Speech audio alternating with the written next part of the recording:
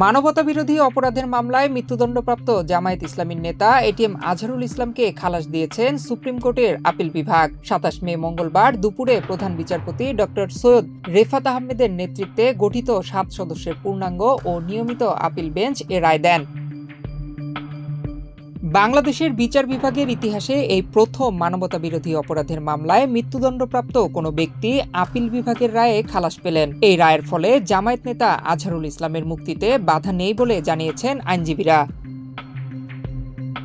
৭১-এর মহান মুক্তিযুদ্ধ চলাকালে সংগঠিত গণহত্যা, হত্যা, ধর্ষণ, অপহরণ, অগ্নিসংযোগ সহ ৬টি মানবতাবিরোধী অপরাধে অভিযোগ গঠনের পর বিচারিক কার্যক্রম শেষে ২০১৪ সালের ৩০ ডিসেম্বর আন্তর্জাতিক অপরাধ ট্রাইব্যুনাল এটিএম আজহারুল ইসলামকে মৃত্যুদণ্ড দেন।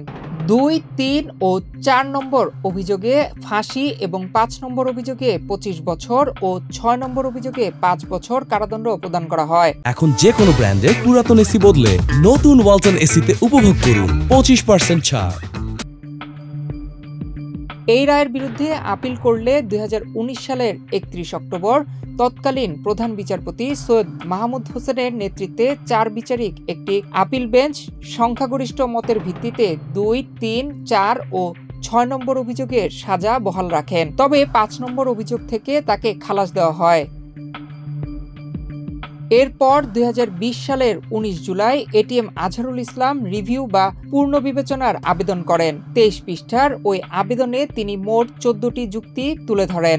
ওই রিভিউ আবেদনের শুনানি শেষে চলতি বছরের ২৬ ফেব্রুয়ারি প্রধান বিচারপতি সৈয়দ রেফাত আহমেদের নেতৃত্বাধীন আপিল বিভাগ তাকে পূর্ণাঙ্গ আপিলের অনুমতি দেন।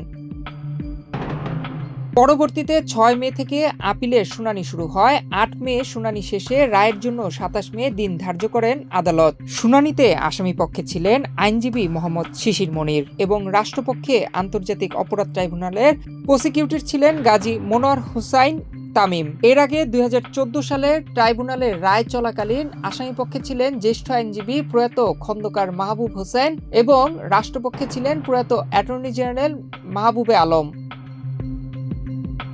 অবশেষে আজ ২৭ মে সুপ্রিম কোর্টের আপিল বিভাগ ১ যুগব্যাপী আইনি প্রক্রিয়ার চূড়ান্ত পরিণতিতে এটিএম আজহারুল ইসলামকে সব অভিযোগ থেকে খালাস দেন। নয়ন বিশ্বাস, বাংলাদেশ প্রতিদিন।